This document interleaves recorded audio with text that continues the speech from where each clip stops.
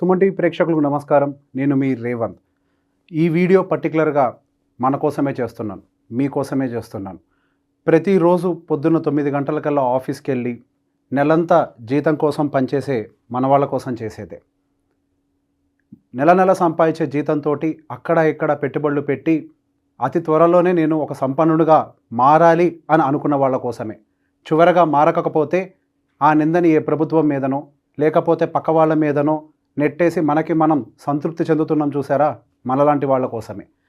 So బేసిక్గా మనం సంపన్నులం అవ్వాలి అన్నా, మనం అనుకున్నటువంటి టార్గెట్ని రీచ్ అవ్వాలి అన్నా కానీ ముందుగా మనకి కొంతవరకు అవగాహన అనేది ఉండాలి. దేని మీద? డెఫినెట్గా ఫైనాన్స్ సబ్జెక్ట్ మీద. ఈ ఫైనాన్స్ సబ్జెక్ట్ మీద ఫైనాన్షియల్ లిటరసీ ఇండియాలో లేదు, ఏ స్కూల్లో చెప్పరు, ఆ సబ్జెక్ట్ని తీసుకొచ్చి స్కూల్లో పెట్టాలి, XYZ అని అన్ని రకాలుగా చెప్తూ ఉన్నారు. కానీ నిజంగా దాన్ని డెలివరీ చేసే టైంలో దాన్ని విని సమయాన్ని కేటాయించి దాన్ని అర్థం చేసుకునే ప్రయత్నం కూడా చాలామంది చేయట్లేదు. దయచేసి కొంత సమయాన్ని మీరు కేటాయించి నేను చెప్పేదాన్ని కొంతవరకు అర్థం చేసుకునే ప్రయత్నం చేయండి. చాలామంది మన భారతదేశంలో 6 lakhs అండ్ బిలో, అంటే మన తెలుగు వాళ్ళతోనే మాట్లాడదాం, భారతదేశం అంతటా ఎందుకు, మన 2 తెలుగు రాష్ట్రాల్లో 6 లక్షలు లేదా 7 లక్షల రూపాయలు యావరేజ్ యాన్యువల్ ఇన్కమ్ రేంజ్లోనే ఉంటూ ఉంటాం. సరే, మనం అందరం అనుకుంటూ ఉంటాం మనం ఎటువంటి ఇన్కమ్ ట్యాక్సెస్ కానీ ఏమీ పే చేయట్లేదు, మనం జీరో ట్యాక్స్ పేయర్స్, మనకి ఎటువంటి సమస్యలు లేవు, మనం సంపాదించే ప్రతి రూపాయి మనం ఖర్చు పెట్టుకున్న తర్వాత దాచిపెట్టుకునేదే అని చెప్పేసి, మనం పెట్టేటువంటి ప్రతి పెట్టుబడి కూడా మనకి పూర్తిగా ఆదాయాన్ని తెచ్చిపెట్టేదే, మనం దాని మీద ఇంకా ఎటువంటి ఎక్స్పెండిచర్స్ పెట్టట్లేదు అని చెప్పేసి. సో బేసిక్గా దీని గురించి ఫస్ట్ మనం కొంతవరకు అవగాహన తెచ్చుకోవాలి. ట్యాక్సెస్ గురించి అవగాహన తెచ్చుకోవటము అనేది చాలా ఇంపార్టెంట్. మనం ఒక దేశంలో బతుకుతున్నప్పుడు, ఒక సమాజంలో బతుకుతున్నప్పుడు అందులో ఉన్నటువంటి రూల్స్ ఏంటి, మనం సంపాదించేటువంటి సంపదలో నుంచి మనం ఎంతవరకు మనీని మన ప్రభుత్వాల కోసం, సమాజం కోసం కాంట్రిబ్యూట్ చేస్తున్నాము, అవి పోను మనం ఎంతవరకు ఖర్చు పెట్టుకొని ఎలా దాచిపెట్టుకుంటున్నాము, దాచిపెట్టి లేదా పెట్టుబడులు పెట్టినటువంటి డబ్బుల మీద మళ్ళీ ఎంతవరకు ట్యాక్సెస్ పే చేస్తున్నాము, ఇది అనేది మినిమం నాలెడ్జ్. ఏ నాలెడ్జ్ కూడా లేకుండా మనం ఏ పని చేయలేం. అనుకుంటాం అన్నీ మాకు తెలుసు అని, కానీ నేను చెప్పే దాంట్లో ఏదో ఒక్క పాయింట్ అన్నా మనకు అవసరమైంది ఉండొచ్చు. సో దానికోసం పూర్తిగా వీడియో చూసే ప్రయత్నం చేయండి. సో బేసిక్గా మనం 6 లక్షల రూపాయలు ఒక ఎగ్జాంపుల్గా తీసుకుందాం కేస్ స్టడీ కోసం. 7 లక్షల రూపాయల వరకు న్యూ ట్యాక్స్ రెజిమ్ ప్రకారం మనకైతే ట్యాక్స్ పే చేయాల్సిన అవసరం లేనప్పటికీ మనం ఒక 6 లక్షల రూపాయలు అంటే మన నెలకి యావరేజ్గా 50,000 రూపాయల వరకు సంపాదిస్తూ ఉన్నాం. సో మనం ఏమనుకుంటాం, మనం సంపాదించే డబ్బుల్ని ప్రతి ఒక్కటి కూడా మన కోసమే ఖర్చు పెట్టుకుంటున్నాం, ఎటువంటి ట్యాక్సెస్ పే చేయట్లేదు అని. కానీ ఇక్కడ ఒక విషయం గుర్తుపెట్టుకోవాలి, మన దేశంలో జీరో ట్యాక్స్ పాలసీ అనేది లేదు. మన దేశంలో మనం చేసే ప్రతి ఒక్క పని కోసం ట్యాక్సెస్ పే చేస్తూనే ఉంటాము. యావరేజ్గా మీకు ఒక షాకింగ్ విషయం చెప్పనా, మీరు సంవత్సర కాలం పనిచేస్తున్నట్లయితే యావరేజ్గా అందులో 2 నెలలు కేవలం ప్రభుత్వం కోసమే పనిచేస్తూ ఉంటారు. ఇది ఎట్లా? పెద్ద క్వశ్చన్ మార్క్. నేను ఎందుకు ప్రభుత్వం కోసం పనిచేస్తున్నాను? పనిచేస్తుంది నేను, జీతం వస్తుంది నాకు, ఖర్చు పెట్టుకుంటుంది నేను, ఇంతవరకే కదా అనుకునేది. సో సింపుల్గా ఇండైరెక్ట్ ట్యాక్స్ విషయాన్ని మాత్రం అందరూ మర్చిపోకండి, అందరూ గుర్తుపెట్టుకోవాల్సినటువంటి ఒక ఇంపార్టెంట్ ఇష్యూ ఇది. ఇండైరెక్ట్ ట్యాక్స్ యావరేజ్గా మనకి అన్నిటి మీద 18 లేదా 12, మెజారిటీ ఈ స్లాబ్స్లోనే ఉంటాయి.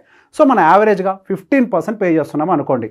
సరే, ఇండైరెక్ట్ ట్యాక్స్ నేను ఎందుకు పే చేస్తాను అని అంటే, అట్లా అనుకుంటే చాలా పొరపాటు అండి. ఇండైరెక్ట్ ట్యాక్స్ మనం ప్రతి చోట పే చేస్తాం. మన ఇంట్లో కొనుక్కునే బిస్కెట్ ప్యాకెట్కి పే చేస్తాం, మనం ఎక్కడికైనా వెళ్ళాలి అని అంటే ర్యాపిడో బుక్ చేసుకుంటాం కదా, ఓలా బుక్ చేసుకుంటాం, ఊబర్ బుక్ చేసుకుంటాం, దాంట్లో కూడా ట్యాక్సెస్ పే చేస్తాం. సినిమాకి వెళ్తే దాంట్లో పే చేస్తాం, 28% ఆల్మోస్ట్. రెస్టారెంట్కి వెళ్తే దాంట్లో పే చేస్తాం. ప్రతి ఒక్క ఐటెంలో మనకు తెలియకుండానే ఇండైరెక్ట్ ట్యాక్స్ కాంపోనెంట్ అనేది ఇంక్లూడ్ అయిపోయి ఉంటుంది. అంటే యావరేజ్గా మనం పెట్టేటువంటి ఎక్స్పెండిచర్లో 6 లక్షల రూపాయలు సంపాదించే వాళ్ళు మనం అనుకుంటే మన నెలకి 50,000 రూపాయలు ఖర్చు పెడుతున్నాము అని అనుకున్నా కానీ యావరేజ్గా మనం అందులో 15% యావరేజ్గా ఇండైరెక్ట్ ట్యాక్స్ పేరుతోటి మనం ప్రభుత్వానికి పే చేస్తున్నాము. అంటే యావరేజ్గా 2 నెలల జీతం మనం కేవలం ప్రభుత్వం కోసమే కాంట్రిబ్యూట్ చేస్తున్నాము. సో మనం బతకాల్సింది ఎందులో అని అంటే కేవలం మనం 10 నెలల జీతంతో మాత్రమే. స్కూల్కి వెళ్ళే పిల్లోడి కన్నా సమ్మర్ హాలిడేస్ దొరుకుతూ ఉంటాయి, కానీ ఇక్కడ ఎటువంటి హాలిడే లేకుండా పనిచేసినా కానీ పూర్తిగా జీతం మనం తీసుకోలేము. సరే, ఇది ప్రభుత్వం తప్ప అంటే మనం పూర్తిగా బ్లేమ్ చేయలేము. బ్లేమ్ చేసుకుంటూ కూర్చుంటే ఎదుగుతామా అంటే డెఫినెట్గా ఎదగలేము. సో ఎంతసేపటికి మనం బ్లేమ్ గేమ్ ఆడుతూ కూర్చుంటే, అంటే వాళ్ళని అనటమో వీళ్ళనటమో వాళ్ళ వల్ల వీళ్ళ వల్ల అని అనుకుంటూ కూర్చుంటే మన జీవితం ఇక్కడి నుంచి ఒక్క అడుగు కూడా ముందరికి వేయలేదు. అండ్ రెండవది, ఇది మనం మార్చలేని సిచ్యువేషన్. ఇది ఆల్రెడీ ఇలానే ఉంటుంది, ఇంకా మీదట కూడా ఇలానే ఉండబోతోంది కూడా. సో దీన్ని మనం మార్చలేం. ఈ సిచ్యువేషన్స్లో నుంచి మనం బెటర్గా ఎలా ఎదగాలనేది కూడా ఆలోచించుకోవాలి కదా. సో బేసిక్గా మనం ఇక్కడికే అయిపోయిందా, సరే 50,000 సంపాదించాం, 30,000 మనకు ఏదో నెలకి ఇంటి ఖర్చులకు పెట్టుకున్నాం, ఒక 20,000 రూపాయలు తీసుకెళ్ళి మనం ఎక్కడైనా పెట్టుబడి పెడదాం, భూమి కొనుక్కుందాం, అక్కడ ఇక్కడ సేవింగ్స్ చేద్దాం అని అనుకుంటే వాటిల్లో ఏం ట్యాక్స్ పడదానంటే వాటిల్లో కూడా ఉంటుంది. సో ఈ ట్యాక్స్ ల్యాబ్స్ విషయంలోకి వచ్చి మీరు ఎఫ్డీలో వేసుకున్నారనుకోండి, మీకు వచ్చేటువంటి ఇంట్రెస్ట్ ఇన్కమ్ అనేది ఒక రేంజ్ దాటిన తర్వాత అది కూడా మీ ఇన్కమ్ స్లాబ్లోకి యాడ్ అయిపోతుంది. అలా కాదని చెప్పి భూమి కొనడానికి వెళ్ళారనుకోండి, అక్కడ కూడా రిజిస్ట్రేషన్ ఛార్జెస్ అని, స్టాంప్ డ్యూటీ ఛార్జెస్ అని చెప్పి రకరకాల ఛార్జెస్ ఉంటూ ఉంటాయి. అక్కడతో అయిపోతుందా? కొంతకాలం పాటు మీరు దాన్ని హోల్డ్ చేసి తర్వాత దాన్ని అమ్మేశారు అని అంటే దాని మీద వచ్చినటువంటి ఇన్కమ్కి ట్యాక్స్ పే చేయాలి. లేదు అని తీసుకెళ్ళి ఈక్విటీలో పెట్టుకుంటే మంచి రిటర్న్స్ వస్తాయా అని అనుకుంటే అక్కడ కూడా ట్యాక్స్ పే చేయాలి. బంగారంలో పెడతారా, ట్యాక్స్ పే చేయాలి. ఎక్కడ పెట్టినా సరే, మీరు గవర్నమెంట్ బాండ్స్ కొన్నా సరే, కొన్ని ఉంటాయి tax free bonds, but majority of the bonds అన్నీ కూడా మనకి ట్యాక్స్ కాంపోనెంట్ తోటి ఇంక్లూడ్ అయి ఉంటాయి. యావరేజ్గా మనం 15% ట్యాక్స్ అనేది ప్రతి చోట పే చేస్తూనే ఉంటాము. సో బేసిక్గా మనం ఎప్పుడైనా క్యాలిక్యులేషన్ చేసేటప్పుడు మనం ట్యాక్స్ ల్యాబ్స్లో ఉన్నాం కాబట్టి ఆ ట్యాక్స్ ల్యాబ్స్ మైనస్ అయిన తర్వాతనే మనకు వచ్చేటువంటి ఇన్కమ్ని మనం దృష్టిలో పెట్టుకోవాలి. చాలామంది ఫ్యూచర్ గోల్ ఎస్టిమేషన్ చేసేటప్పుడు కూడా నేను ఆ పిల్లల భవిష్యత్తు కోసం, వాళ్ళ ఫ్యూచర్ కోసం నేను యావరేజ్గా ఒక 50 లక్షల రూపాయలు, అంటే వాళ్ళ హైయర్ ఎడ్యుకేషన్కి వచ్చేసరికి వాళ్ళ ఫీజులు కట్టాలి కదా, నేను ఒక 50 లక్షల రూపాయలు అని ఒక ఎస్టిమేషన్ చేసుకుంటాం కదా, ఫ్యూచర్ క్యాలిక్యులేషన్ అంటాం కదా దాన్ని, గోల్ క్యాలిక్యులేషన్. ఆ గోల్ క్యాలిక్యులేషన్ చేసేటప్పుడు మనం 50 lakhs అనేది క్యాలిక్యులేట్ చేస్తాం. కానీ మీరు ఆ 50 lakhs డబ్బుల్ని బయటికి తీసి మళ్ళీ మీరు ఫీజులు కట్టే కంటే ముందు, మీ పిల్లల ఫీజులు కట్టే కంటే ముందు మీరు దృష్టిలో పెట్టుకోవాల్సింది ఏంటి అని అంటే, ఇప్పుడున్న ట్యాక్స్ ల్యాబ్ ప్రకారం బట్టి కూడా యావరేజ్గా మీరు 12.5% ట్యాక్సెస్ అయితే పే చేయాల్సిందే కదా. అంటే ఎంత హీనపక్షంలో వేసుకున్నా కానీ మీకు అది సుమారుగా యావరేజ్గా వేసుకున్నా కానీ 5 నుంచి 6 లక్షల రూపాయల వరకు పడుతుంది. మీకేమో ఖర్చు 50 లక్షలు, ఇక్కడేమో మీరు ఇన్ని సంవత్సరాలు కష్టపడి మళ్ళీ 6 లక్షల డెఫిషియన్సీలోకి వచ్చారు.